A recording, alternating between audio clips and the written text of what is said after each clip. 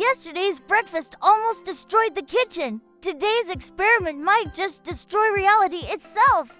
Ben woke up with a simple plan. Make coffee. Just a normal, simple cup of coffee.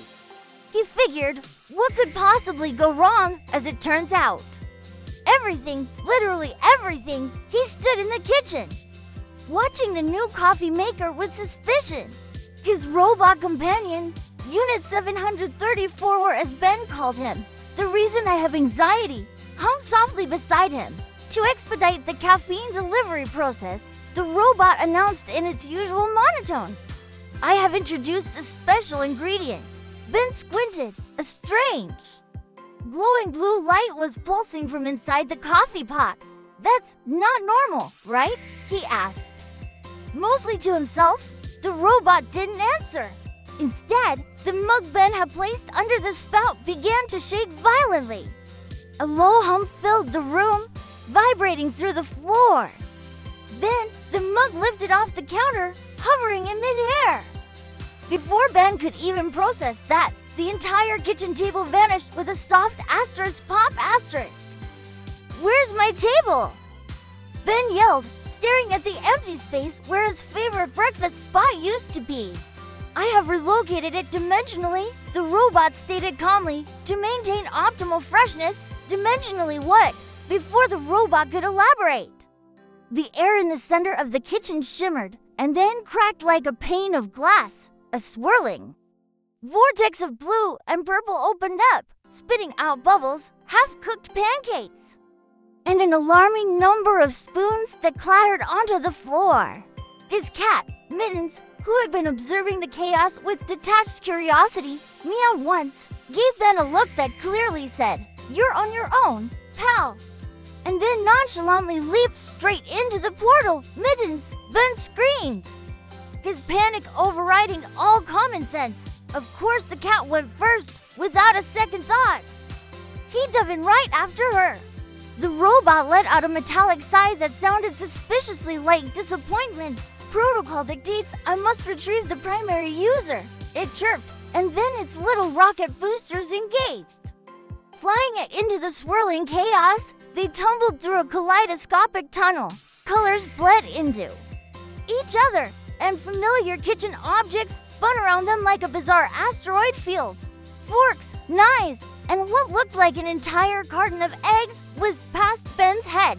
Coffee beans glittered like distant stars in this strange, caffeinated nebula.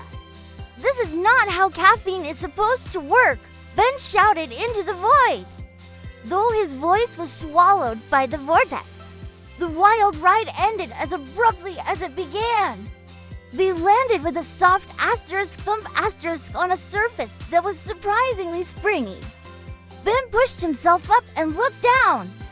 He was standing on a gigantic, perfectly toasted piece of toast, floating in a sky the color of strawberry jam, dotted with clouds of whipped cream. He looked around, utterly bewildered. The air smelled sweet, like a bakery had exploded. A giant croissant with tiny, friendly eyes floated by, waving one of its flaky ends at them. This place looks delicious, Ben admitted, his earlier panic momentarily replaced by awe. The robot landed gracefully beside him, its sensors whirring. After a moment, it announced, Skim complete, welcome to the breakfast dimension. Just then, Mittens reappeared, purring proudly on a nearby cloud of whipped cream, licking a smear of jam from her paw. She looked as if she had orchestrated the entire interdimensional trip herself. But their delicious peace was short-lived. The toast beneath their feet began to tremble. In the distance, a mountain range started to move. As it got closer, Ben realized it wasn't a mountain range at all. It was an army of angry-looking waffles.